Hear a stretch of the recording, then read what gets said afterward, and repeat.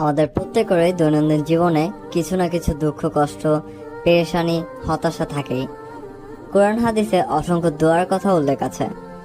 একজন মুমিন সুখে দুঃখে তার রবের কাছে কি দোয়া করবে সবকিছু তাকে শিখিয়ে দেওয়া হয়েছে।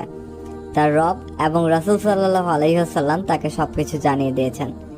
আচ্ছা, কেমন হয় বলুন তো, যদি দুনিয়া এবং আখিরাতের যত চিন্তা, পেরেশানি, হতাশা আছে সকল কিছুর জন্যই আপনার রবই আপনার জন্য যথেষ্ট হয়ে যান।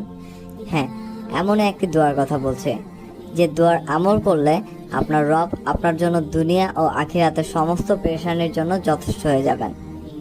দোয়াটি হলো, আমার জন্য আল্লাহই যথেষ্ট, তিনি ছাড়া অন্য কোনো মাবুদ নেই, আমি তারই উপর নির্ভর করছি, আর তিনি হচ্ছেন অতি বড় আরশের মালিক। আয়াতের অর্থটা খেয়াল করে দেখুন, একটু চিন্তা করুন। এবার আসুন ফজিলতটা জেনে নেই।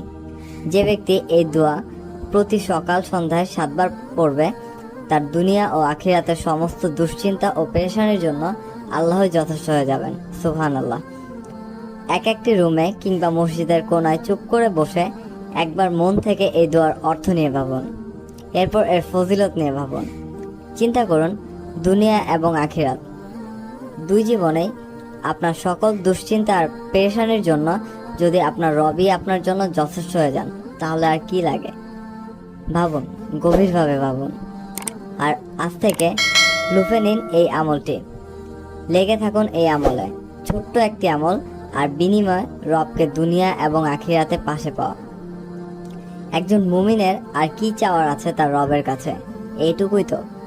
চলুন আজ থেকে নিত্যকার রুটিন বানিয়ে ফেলি এই দোয়াকে। অসুস্থ হলে যেভাবে ডক্টরের দেওয়া ওষুধ আমরা সুস্থতার জন্য নিত্যকার রুটিন হয়ে যায়, তার চাইতে অধিক গুরুত্ব সহকারে আমরা এই দোয়াকে আপন করে নিই ইনশাল্লাহ।